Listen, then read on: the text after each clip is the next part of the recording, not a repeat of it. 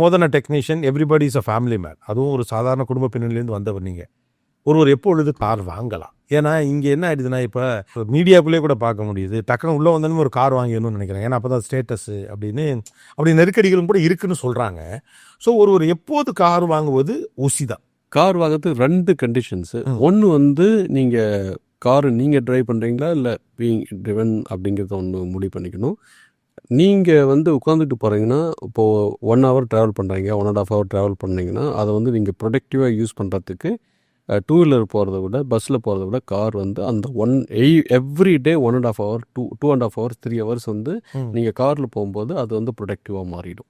அஃபோர்டபுளாக இருந்ததுன்னா டக்குன்னு கார் வாங்கிடுது. நீங்கள் சிட்டியில் ட்ராவல் பண்ணுறவங்களா இருந்தால் ஓகே, அஃபோர்டபுளாக இருந்ததுன்னா கார் வாங்குறது பெஸ்ட் அட்வைஸ். அந்த அஃபோர்டபிலிட்டிக்காக ஒரு அளவு தான் நான் கேட்குறேன். ஆமாம், ஏன்னா இப்போது கார் ₹1 கொடுத்தா நீ கார் எடுத்துகிட்டு போன்னு சொல்லக்கூடிய அளவுக்கு இங்கே ஸ்கீம்ஸ் வந்துருச்சு.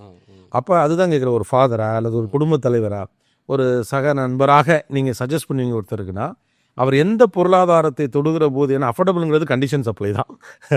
அப்போ இந்த பொருளாதாரத்துக்கு வந்த பிறகு கார் வாங்குங்க. நீங்கள் சொல்கிறபடி இப்போ என்ற காசும் இருக்குது. 35,000 40,000 சேலரியில் இருக்கிறவங்க 3X இருந்து ஆரம்பிக்கிறத நான் பார்த்துருக்கேன். நான் என்னோட டீலர்ஷிப்பில் போய் நான் இன்ட்ராக்ட் பண்ணியிருக்கேன் கஸ்டமர்கிட்ட. இந்த 3X ஒரு என்ட்ரி லெவல் கார் அது வந்து 7.5 லேக்லேருந்து ஆரம்பித்து 10 லேக் வரைக்கும் அவங்க ஸ்ட்ரெச் பண்ணுவாங்க.